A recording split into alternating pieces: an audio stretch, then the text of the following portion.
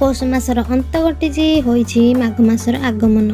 किंतु ए माघ मासर प्रथम दिन आनिदेछि शीतर प्रकोप को अधिक द्रुत करिवार शक्ति सामर्थ्य, जहाँकि हासिल करछि आमर हाड़भंगा शीतर अनुभव को।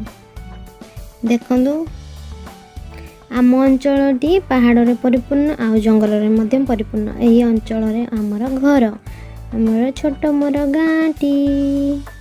तो ये अंचल रे टिके अधिक शीत अनुभव होता है कहीं ना गछरे परिपूर्ण अच्छी। गछरे परिपूर्ण थिबा द्वारा यह जलीय गछ जलीय बाष्प अधिक वायुमंडल को छाड़ी थाए, फल ता चारि पाखरे अधिक जल बाष्प रही था। तो शीत दिन में अधिक जल बाष्प रहा अधिक ठंडा लगी थाए, तेणु आम अंचल ठंडारे परिपूर्ण। माघ मासर प्रथम दिन एटा।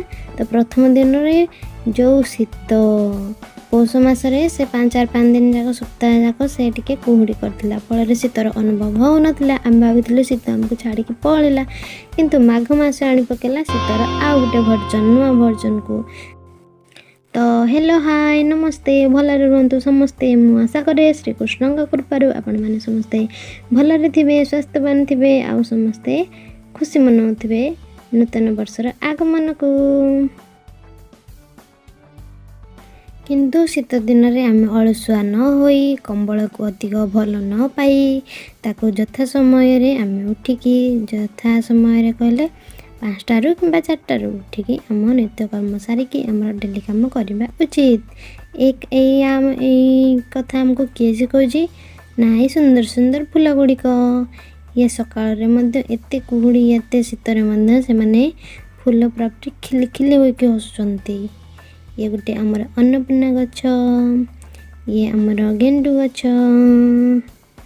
फूल गुड़ा जमती या मध्य काकर पड़ते भी से बहुत खुशी रे अच्छे। माने आमे ये ऋतु परिवर्तन ये परिस्थिति ये फूल गछ आमको यह शिक्षा दौरान जे कौन भी परिस्थिति आसू आमे ताको धैर्यर सह मुकाबला करिवु, सामना करिवु।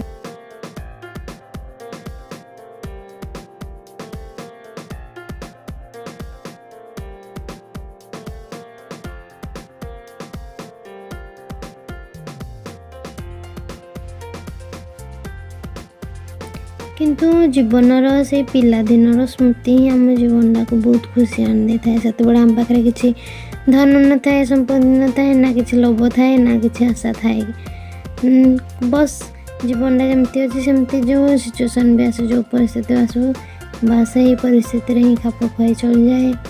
जो दुख आसले कांदू, सुख लगे हसी दौ, राग लगुले रागी दौ, पुणी बुझी जाऊ। माँ थाए आमको बुझापी, बापा थांती कोले नापाई।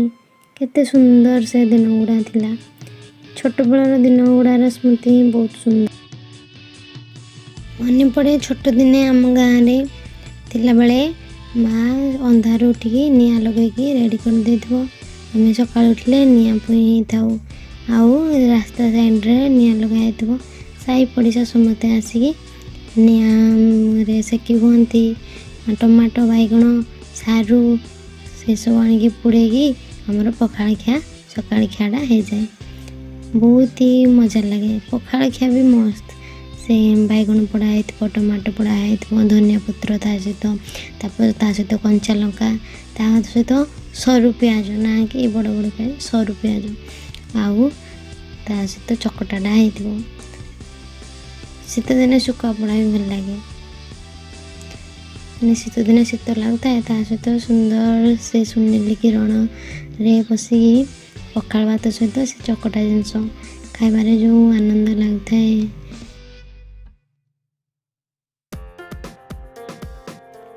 तो से जीवन समस्त मुहूर्त को पूरापूरी जमती भल स्मृति होमती भल काम करवा, आउ समस्त सहित भल व्यवहार करवा, भल चिंताधारा आनिबा। नूतन वर्ष आम भल भाव में नूतन संकल्प नहीं कार्य लगेगा।